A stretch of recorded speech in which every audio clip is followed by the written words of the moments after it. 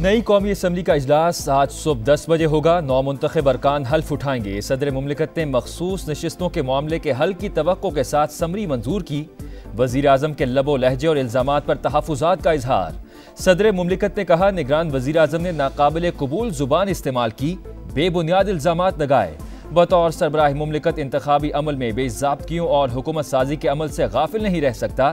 कौमी assembly secretariat ने इजलास का शेड्यूल जारी कर दिया। आज अरकान की हलबरदारी और 1 मार्च को स्पीकर और डिप्टी स्पीकर का इंतखाब होगा।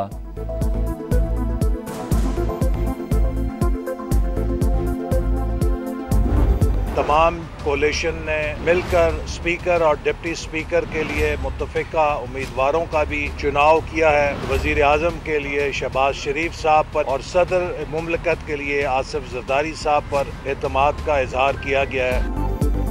मुस्लिम लीग नून और इत्तेहादी जमातों की पार्लिमानी पार्टी का मुश्तरका इजलास। सदर के लिए आसिफ अली जरदारी और वजीर आजम के लिए शहबाज शरीफ के नामों की बाज़ाबिता मंजूरी।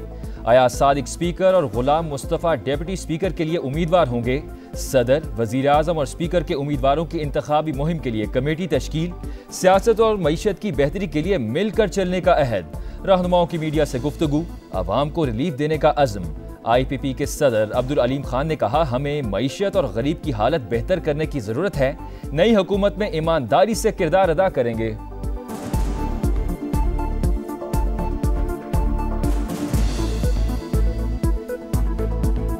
मईशत को जिस लेवल पे पहुंच चुका है उसको अब उठाने की, उसको बेहतर करने की ज़रूरत है। तो अब हम ये जो इलेक्शन के मराहिल के बाद का हिस्सा है इसको खुश उसलूबी से तय करें और जहाँ जहाँ आपको मैंडेट मिला है आप वहाँ पे अवाम को रिलीफ देने के लिए काम करें। क्या केसेस थे? बेटे से तनख्वाह ना लेने पे वज़ीर आज़म को डिस्क्वालीफाई किया जा रहा है। क्या वो जज जो हैं वो किसी को मुंह दिखाने के लायक हैं आज? और उनमें से एक जज चंद महीनों में जिसने चीफ जस्टिस बनना था पाकिस्तान का, रिजाइन करके घर चला जा रहा है। ताकि निसार साहब ने मेरे खिलाफ फैसला दिया, आज कहाँ है वो? मुझे निकालने वाले जजेस के साथ दूसरे खिलाड़ी भी शामिल थे। आज वो मुंह दिखाने के काबिल नहीं। जिसने चीफ जस्टिस बनना था वो घर चला गया। सिसिलियन माफिया कहने वालों का मैंने क्या बिगाड़ा था। नवाज शरीफ का पार्लिमानी पार्टी से जारहाना खिताब। बोले, आज पाकिस्तान जख्मी है, सबसे बड़ा मसला महंगाई है, 1.5 से 2 साल मुश्किल होंगे। शहबाज शरीफ बोले, नवाज शरीफ ने जबर का सामना किया, सब्र से काम लिया। किसी को मीर जाफर कहा, ना जिना हाउस पर हमला किया। क्या खैबर पख्तूनख्वा असम्बली आईनी और कौमी असम्बली गैर आईनी है? ये वो दोहरा मयार है जिसने तबाही की तरफ ला खड़ा किया है।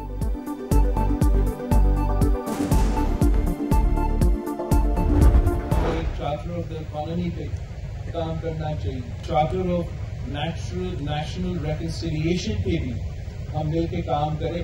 अपकमिंग पार्लियामान को एक और चैलेंज कबूल करना चाहिए और वो ये कि हम इलेक्टोरल रिफॉर्म्स और जुडिशल रिफॉर्म्स को परस्यू करें। मीसाके मईशत, कौमी इत्तेफाक राय, इंतखाबी और अदालती इस्लाहात। बिलावल भुट्टो ने इत्तेहादियों के सामने 4 तजावीज़ रख दी।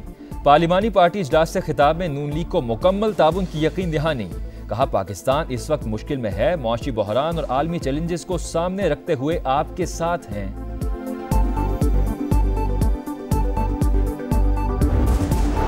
IMF 2 हफ्तों के अंदर कौमी और सूबाई असम्बलियों की 30% नशिस्तों का ऑडिट यकीनी बनाए। हालिया इलेक्शन के नतीजे में बनने वाली हुकूमत की कोई कानूनी हैसियत नहीं। मुंतखब हुकूमत के जरिए ही मुज़ाकरात किए जा सकते हैं। कर्ज के लिए पाकिस्तान की सियासी सूरत हाल को मद्देनजर रखें। बानी की हिदायत पर तहरीक इंसाफ ने IMF को खत लिख दिया। किसी भी सहूलत में रुकावट नहीं बनना चाहते, मगर माली सहूलत देने से पहले गुड गवर्नेंस से मुतालिक शराइत रखी जाएं। खत का मतन।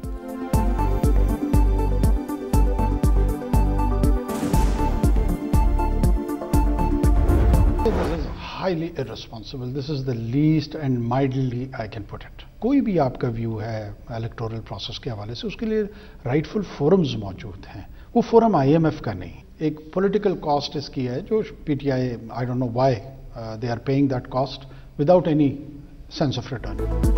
PTI का IMF को खत इंतहाई गैर जिम्मेदाराना है। निगरान वजीर आजम फट पड़े। समा के program red line with Talat में गुफ्तगू करते हुए बोले, खत का कोई असर नहीं होगा, तहरीक इंसाफ को सियासी कीमत अदा करना पड़ेगी। अनवारुल हक काकड़ ने कहा, लापता अफराद का मसला नई हुकूमत के सामने बड़ा चैलेंज होगा। इस हवाले से कानून साजी होनी चाहिए।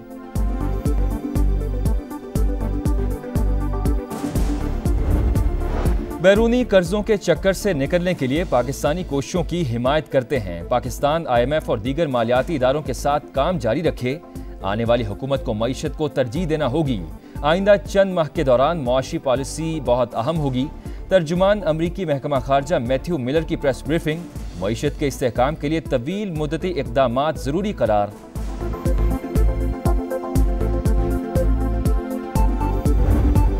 PTI की हिमायत याफ्ता सुन्नी इत्तेहाद काउंसिल को मखसूस नशिस्तें मिलेंगी या नहीं, समात मुकम्मल। इलेक्शन कमीशन ने फैसला महफूज कर दिया।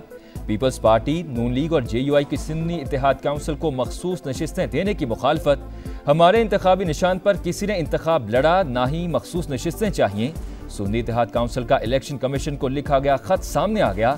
हामिद रजा कहते हैं तहरीक इंसाफ से इत्तेहाद के बाद मखसूस नशिस्तें हमें मिलनी चाहिए। खत से मुताल्लिक़ गलत फहमी फैलाई गई।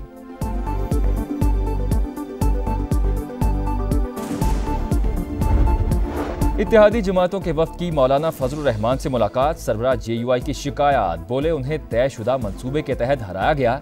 मुझे सियासत से आउट किया जा रहा है तो आप क्यों वापस लाना चाहते हैं। वफ्द ने तहफ़्फ़ुज़ात दूर करने की यकीन दहानी कराई। आला क़यादत से मुलाकात की पेशकश की। मौलाना फजलुर रहमान ने खामोशी इख्तियार की। पार्लियामेंट हाउस में भी मौलाना फजलुर रहमान से मुलाकात की कोशिश की जाएगी।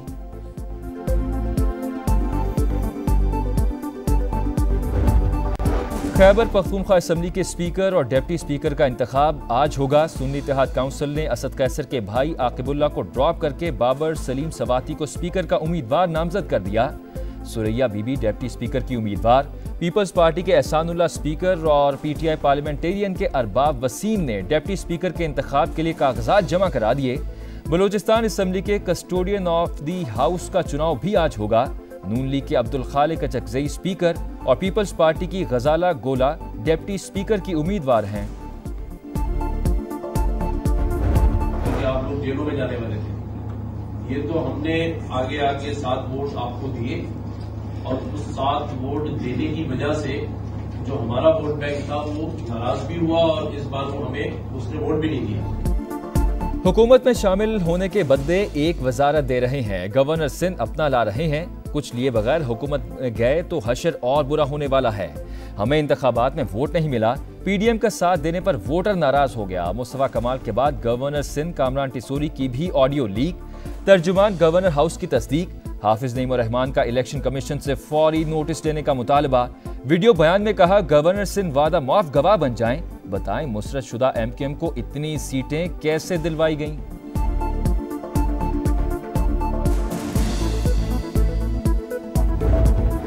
कोयटा, चमन और मस्तूंग समेत बलूचिस्तान के मुख्तलिफ इलाकों में बारिश का सिलसिला फिर शुरू हो गया। नदी नालों में तुग़यानी। 2 दिन की बारिश से गवादर शदीद मुतासिर। कई फीट पानी जमा। मुतादिद घर तबाह। सड़कें बहने से गाड़ियां भी फंस गईं। पाक फौज और इंतजामिया का रेस्क्यू ऑपरेशन जारी। महकमा मौसमियात की आज मुल्क के दीगर इलाकों में भी बारिश की पेशगोई। कराची में कल गरज चमक के साथ मूसलाधार बारिश का इम्कान।